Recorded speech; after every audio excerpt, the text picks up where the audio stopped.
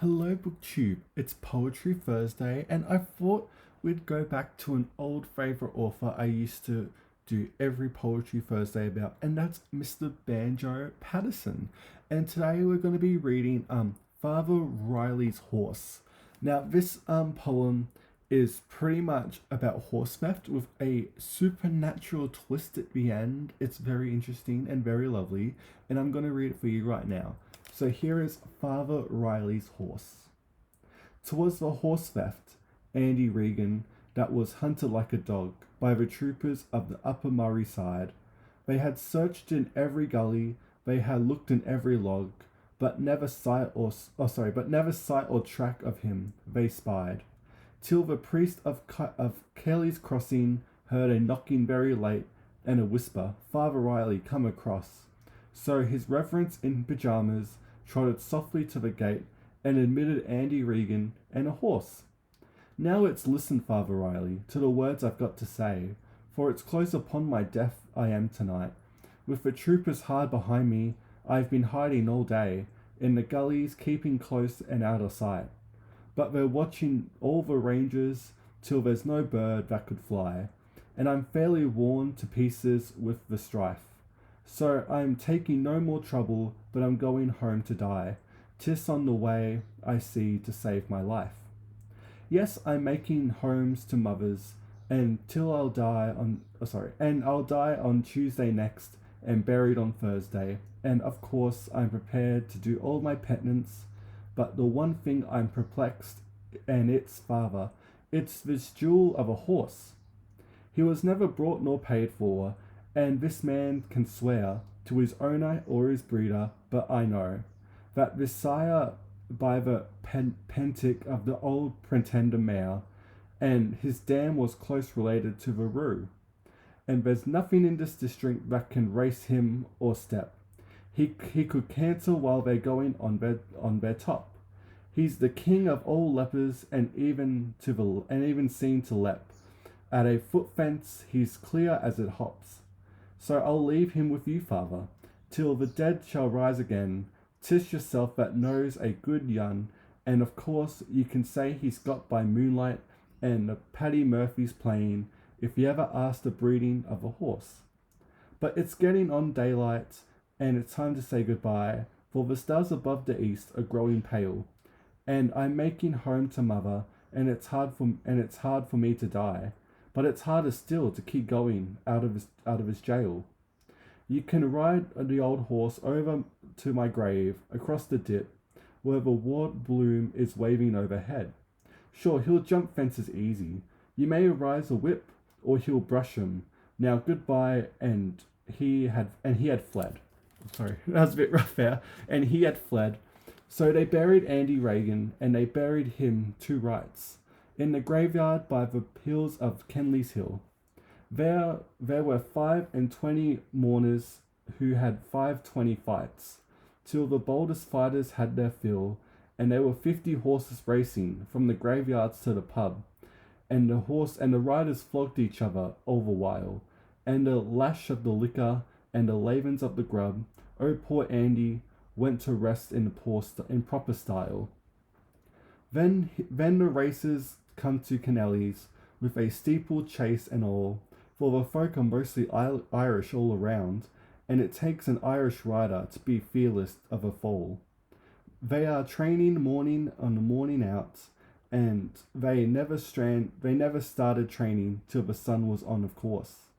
For supervision story kept them back. But the ghost of Andy Regan, on a slashing chestnut horse, has been training by the starlight on the track. And they read that the nominations for the races with surprise and amusement at the father's little joke. For a novice has been entered around the sleep chasing prize, and now they find out it was Father Riley's moke. He was neat and enough to gallop, and strong enough to stay, but his owner's views training were immense, for the Reverend Father Riley's used him to ride him every day, and he never saw a hurdle nor a fence. And the priest would join in on the laughter. Oh, said he, I put him in, for there's 5,020 sovereigns to be won, and the poor would find it useful and chestnut chance to win. as he'll maybe do when it's all said and done. He had called the oh my god, I can't say that word. Foggy a Bolin, which is French for clear, of course, which I can't say French, sorry. And the colours were vivid shade of green, and the dollies and the Donnells were on Father Riley's horse, while the Orangemans and were backing Madarin. It was Hogan and the dog poisoner, aged man, a very wise. He was camping on the race course with his swag, and who ventured their opinion, to the township's great surprise, that the horse would go to Father Riley's nag.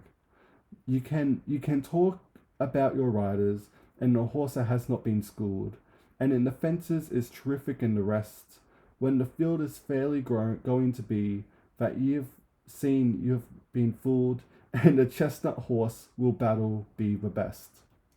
For some has oh my god, I can't read this, sorry. For there's some great got condition that there is a race that is sure, and it is the chestnut horse that will fall beneath the weight.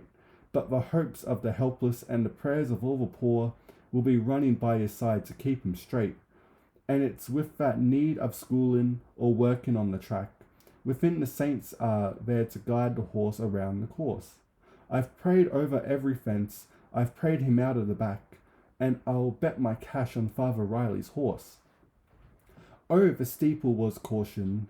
They went tearing round and round, and the fences rang and rattled where they struck. There was some cleared water, there was some more that fell in and drowned. Some blamed the men, others blamed the luck, but whips were flying freely when the field came into view, and the finish down the long green stretch, of course, and in front of the flyers, jumping like a kangaroo, came the rank outsider, Father Riley's horse. Oh, the shouting and the cheering and the rattled past the post, for he was, oh my god, for he left others outstanding in the straight.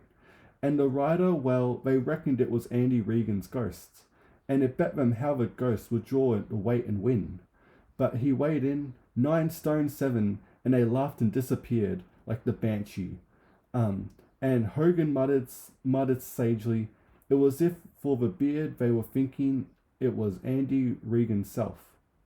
And at the poor Chantley's crossing, drank the heath of Chris made, of the chestnut was the rider dressed in green.